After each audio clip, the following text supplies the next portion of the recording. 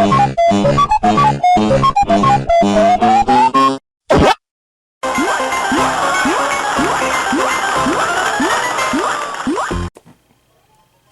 up everyone, Voan here again. And don't you just love products from China? I mean, the Chinese, they are known for making a lot of knockoffs of actual video game systems, and sometimes they even brought products that kinda either superior or kinda lamer than what we actually got over here. And to me, I went to like a kind of like a thrift store somewhere, and actually found this little Chinese things. It's called, I think it doesn't have that bit of name to it, but it's called a built-in 168 game players. So it claims to have iPhone, PC, and Android games. I'm pretty sure that none of them are those, but if you look at the back here, yeah, it does kind of seem like it has a game that are similar to those. So it claims to have an AV outputs, reset buttons, directional pad. If you look at that, they actually misspell it, so it's called Diaxium Pack. That's funny. Audio speakers, volume controls, power switch, A and B buttons, turbo buttons, and start buttons. So yeah, that's pretty much all basic stuff that they have in here. Inside the box, they have a handheld that actually has a 2.5-inch TFT displays, classic 8-bit games, built-in 186 games. Yeah, that is funny. I don't think there's that many games in there.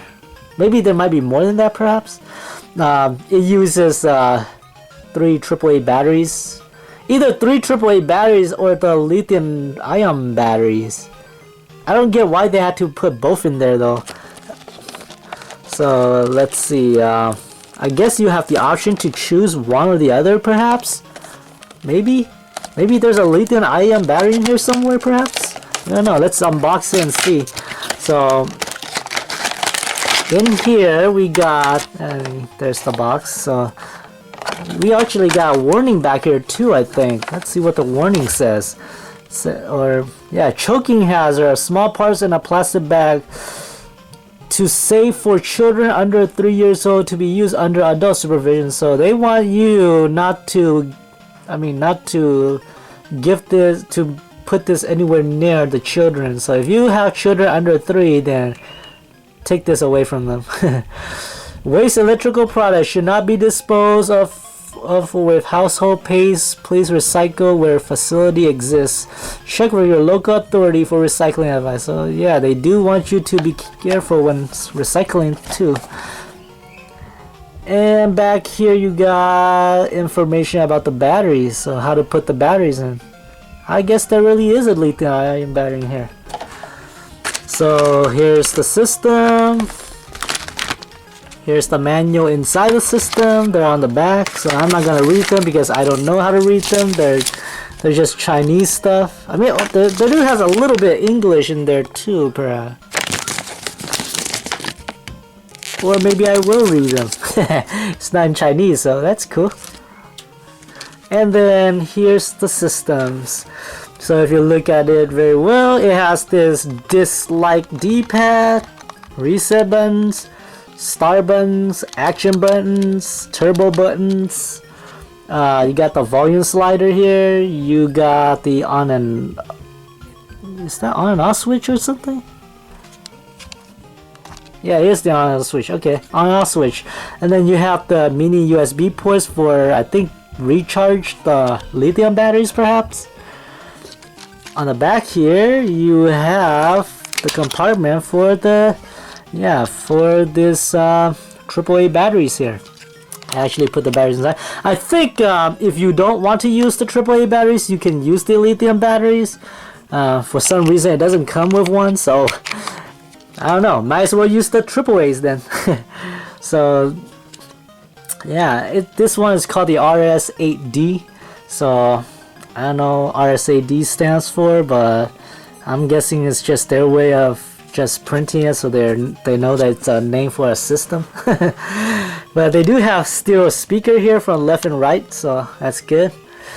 Now let's turn it on. I mean, the design for this portable looks very sleek and good too. I choose the white color. So there was also a green and a blue one at the store too.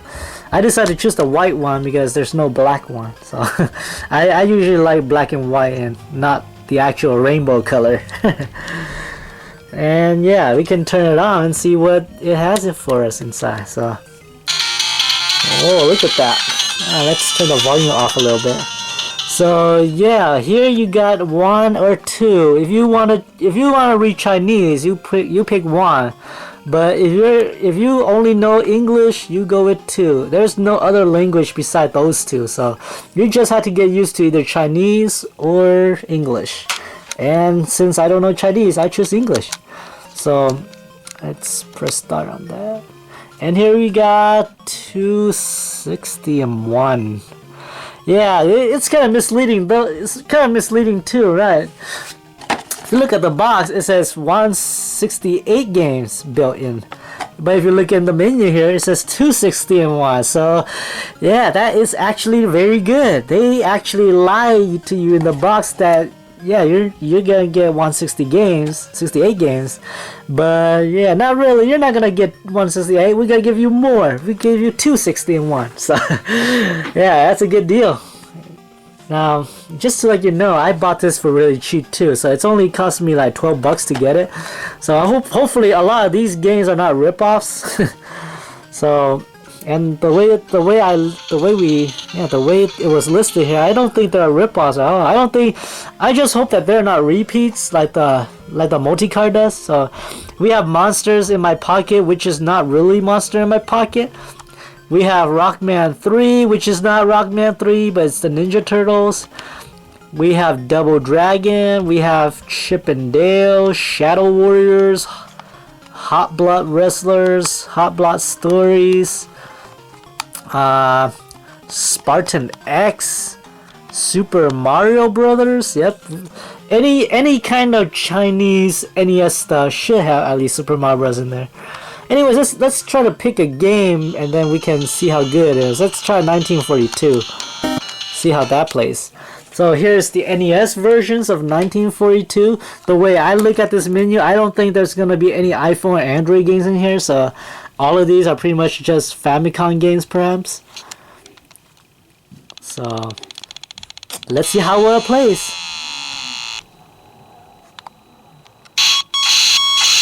All right.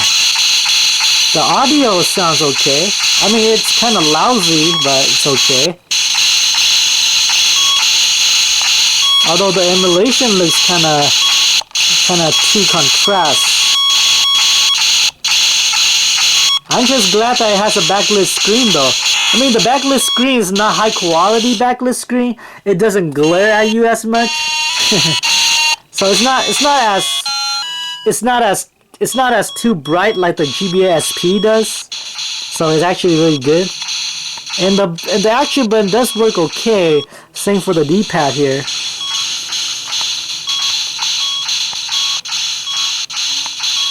All right, that is good. Let's pick another game. Menu screen or reset screen. Yeah. So let's choose. Let's see, which game will be good to play? Space, Sun, Sky Kid, Spy vs. Spy, Pokers, Othellos, Ninja 2. Hopefully there's one that I like. Let's see. Wrecking Crew, Lot, Angry Bird 3. Maybe that's an iPhone game. Let's try it. Alright, let's choose one episode. So they do have at least a few iPhone games in here, perhaps. Oh, come on.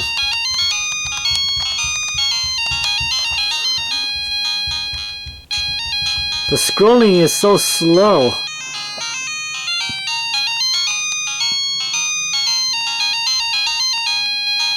See how it plays. It doesn't play quite like the iPhone version though. It's more like a cheap knockoff with the Angry Birds in there. I mean, the gameplay doesn't feel that accurate at all. And just look how they shoot that slingshot there. Ah, that is terrible. I don't like this version of Angry Birds. Alright, let's go to the back of the list and see what we have. Oh, there's Pac-Man. Pac-Man is at least good, right?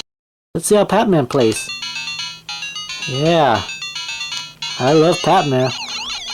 Any handheld that has Pac-Man there is good. Pac-Man is a legend. Nobody should hate Pac-Man.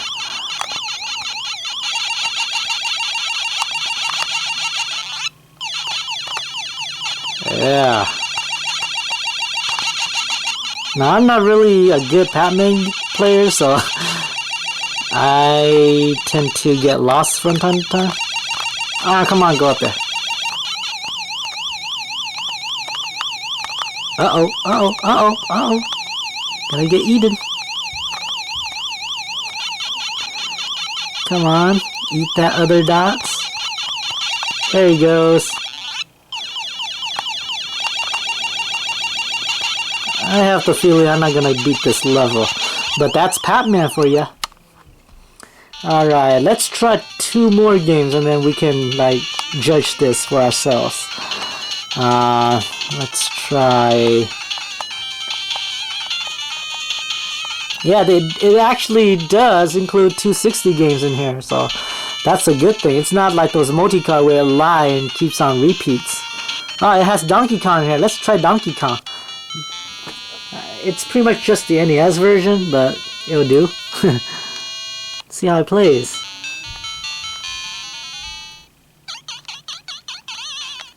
I love the jumping sound here.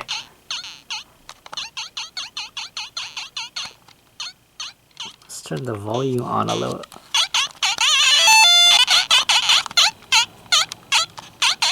For one reason, I never got tired of this game. It's actually addicting sometimes.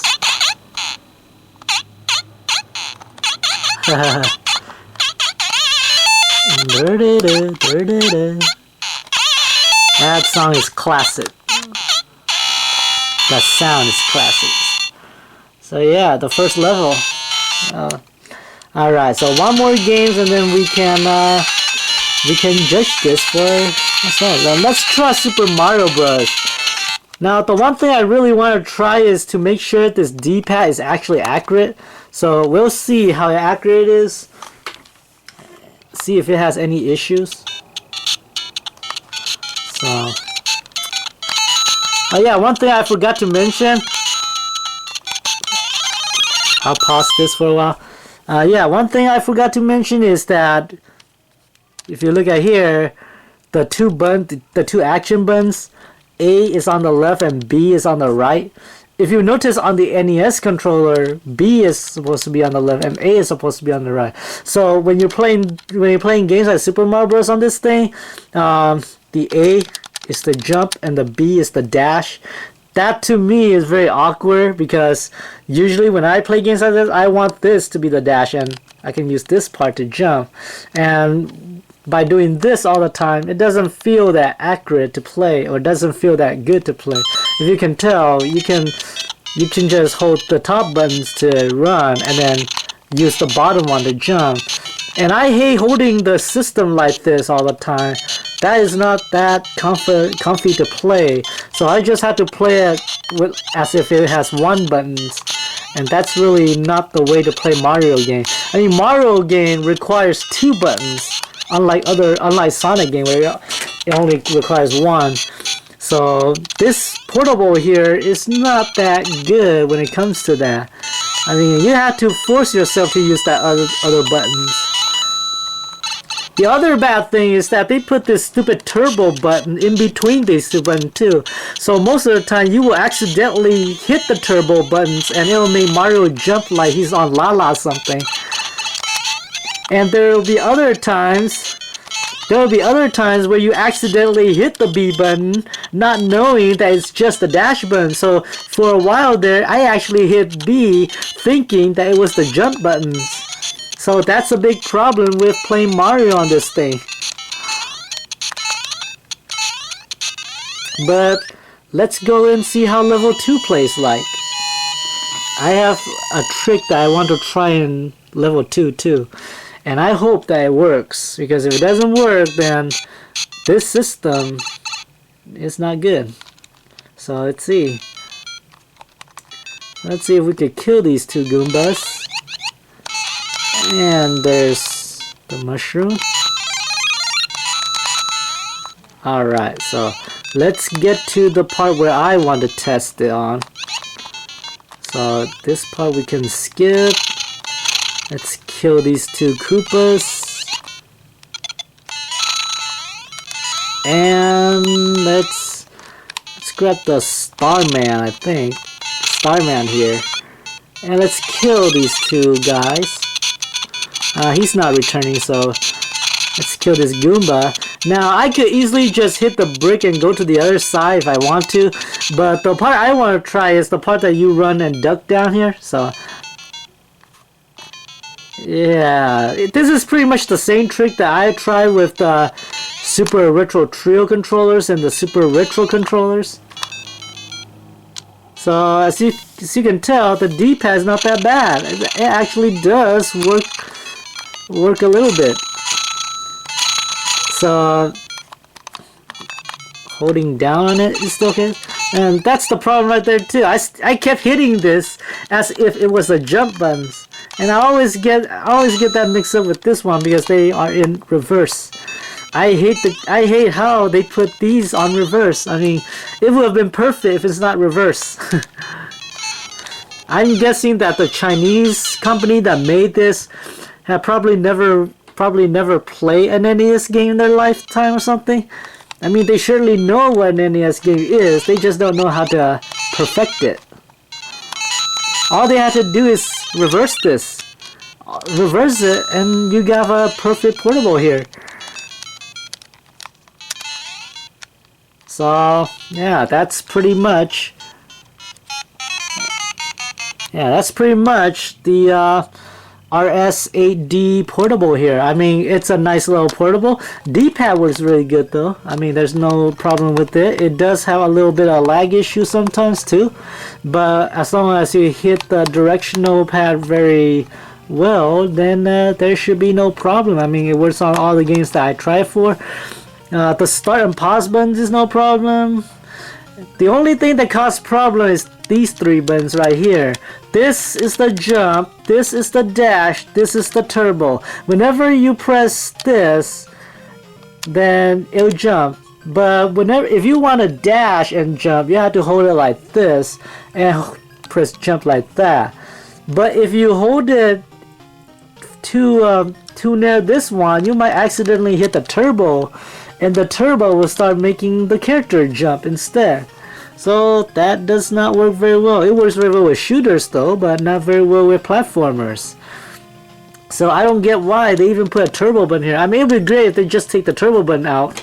I mean, we don't really need a turbo buttons for any of the NES games anyways. And I just don't get why they even include it in here. I mean, but these two buttons works good. I just wish that they were not reversed like this. B is supposed to be here and A is supposed to be there, but for the Chinese, maybe they have a different way of playing games than us. Maybe that's why it's like that, but to me this is not comfortable. But everything else seems okay. I mean, it also does not have a lithium-ion batteries for us to use rechargeable battery with, so you have to mostly if you buy this, you have to buy your own AAA batteries for these. And I have to say, the AAA batteries does last for quite a few while, up to maybe 6 hours, perhaps 6 to 8 hours. So it's not that bad. this backlit screen here is also really nice. All the games that are in here are pretty much your average, either your average NES game, Famicom game, or bootleg games. And I'm pretty sure that Angry Bird game we played a while ago is a bootleg and not the actual iPhone one. So yeah, so what's the grade for this? Well, if I have to give an honest grade, I'll have to say straight, I'll give it a C-. It's not that bad. I can take this to a field trip if I want to. I can play it wherever I go, play it at work, and pretty much have a blast with it actually. So I have to say, if you have this also came with the AV cable as well. I think dropped it somewhere. Yeah, well, yeah, there it is. So yeah, it came with this thing. It came with this AV cable that you can hook it up and play on the TV. So this actually works as a plug and play as well. So that's great. Another thing is that I think you could use this on the Sega, on the Ad Games Ultimate portable portable player as well, since the portable player does not have one. So pretty sure this might work on that one too, considering it's from China, and China stuff are usually compatible with each other. So yeah, so to me this handheld right here is a C-. It is not that bad. It has a nice D-pad. This D-pad does not cause any doesn't have that like the Nintendo D-pad. When you click it like that, it doesn't hamper the control at all, but it does get kind of some game does have lag issues with this, considering that the edges here are, I mean, some cause problems sometimes. You have to press the direction exactly as they were to move your character to that exact direction too. Otherwise, if you pressing any of the diagonals, then the direction will just do whatever it wants. But as I said, this is a really nice, decent little handheld there. A plug and play handheld actually. It doesn't have any cartridge slots, so you can't play any other games. 260 billion games, and a nice good use of $12 there. So I just glad that it doesn't have 168 games.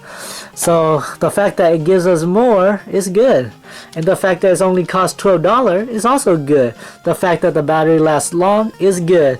The control, bad. If they could fix that, it'll be great. Hopefully they can make another one that they do fix it, because if they don't, then to me this will get the grade it deserves. So I'm Voan, and you have a great day. I'll see you later.